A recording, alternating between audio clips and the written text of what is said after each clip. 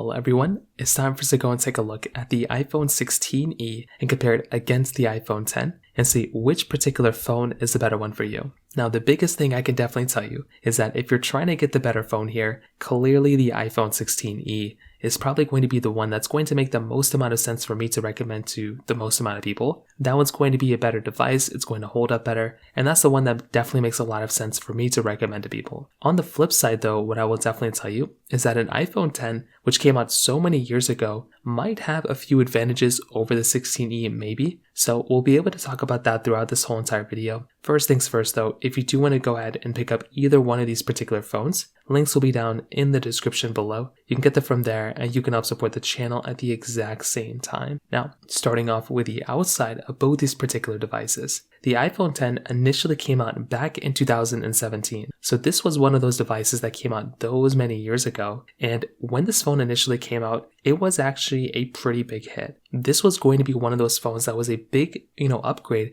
over every other iPhone we got before it. It was $1,000 when it first came out, so it was not a cheap phone, but within this phone, you were getting a fairly large 5.8-inch Super Retina HD display. So this was one of those types of devices which basically at the time was pretty insane. This was a very good panel at the time. It was the first OLED display we were getting inside of our iPhones. So this in and of itself was a really big upgrade, and that was something that I loved seeing inside of this type of iPhone. Now you were getting the notch up top too, which was, this was the first iPhone to bring a notch, so that was in and of itself kind of legendary. And it was such a good looking display that even now when I pick up this phone, I'm still actually very shocked by how good of a job Apple did within this type of phone. With the iPhone 16e, this is kind of an extension of the 10. I mean, there's still a lot of similarity here. With the iPhone 16e on the front side, you're getting a 6.1-inch Super Retina XDR OLED display. So this type of panel for the most part is definitely better, which is really, really nice. You're getting a smaller notch, and it's a bigger type of display with less bezel. Because the flat sides are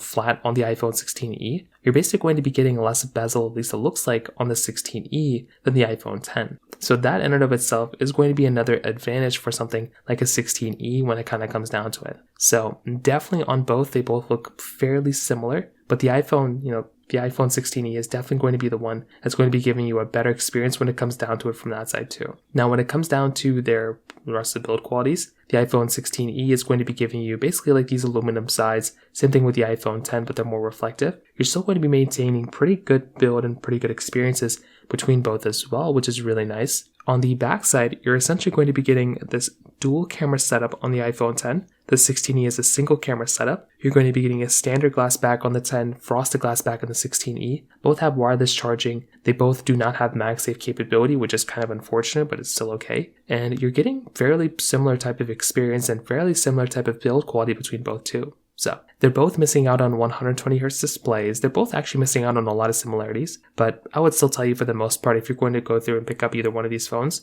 you're probably going to be getting a very decent experience when it comes down to both of them. So from that side, that kind of covers it up there too. Now, when it comes down to their price tag, the 16e, as at this point, cost about $600. The iPhone 10 right now is costing about like $100, probably even less than $100 depending on the condition. So it is pretty insane because the 10 has been out for so long, but it's gone down in value so much that that's kind of where we're at when it comes down to that particular device. So from that side too, that kind of covers it up there as well. Now, when it comes down to basically the cameras on both these phones, the iPhone 16e is essentially going to be giving you this 2-in-1 camera fusion system. So it's going to be this 48 megapixel type of lens, which is great. The iPhone 10, on the other hand, is going to be giving you this dual camera setup. So it's going to be a wide and telephoto lens. Now, here's the thing, right? If you're going to go through and pick up a device, it would be actually pretty nice to be able to kind of look at a phone like an iPhone 10 and think to yourself that it is a better camera because it is giving you more camera systems. And that could be the case, but this is what you're going to have to remember. A phone like an iPhone 10,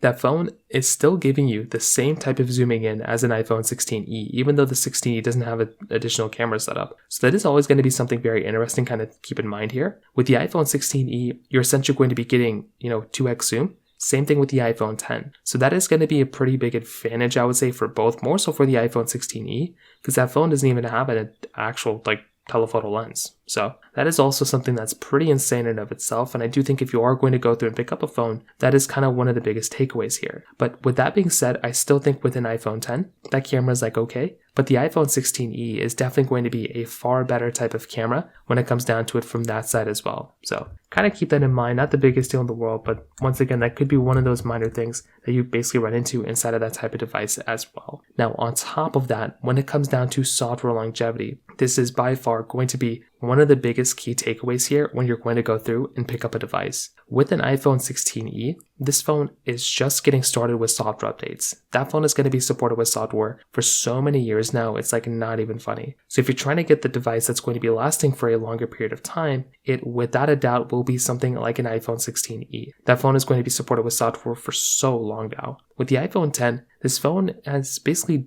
been done getting software updates for quite a bit of time. So if you are wanting the device that's going to be lasting for a longer period of time, it's going to be the iPhone 16e without a doubt. The 10 is done getting software support, and that is basically the main reason why I would not recommend buying an iPhone 10 when it comes down to it at this day and age. Now, on top of that, when it kind of comes down to essentially their battery life, the iPhone 10 was rated to give us 13 hours of video playback. Nowadays, the iPhone 16e can give us twice that, 26 hours of video playback. So you can imagine that a phone like an iPhone 10 really is not going to last as long as something like an iPhone 16e from both a software perspective, but also from a battery life perspective as well. And that in and of itself is just another super insane thing going on for this type of device when it comes down to it as well. And even when the performance comes into play, I mean, the iPhone 10 was giving us the Apple A11 Bionic chip inside with 3 gigs of RAM, where the iPhone 16e was giving us the Apple A18 chipset inside with 8 gigs of RAM. We're getting more than twice the amount of RAM inside of the iPhone 16e, and that phone is going to be just a substantially better device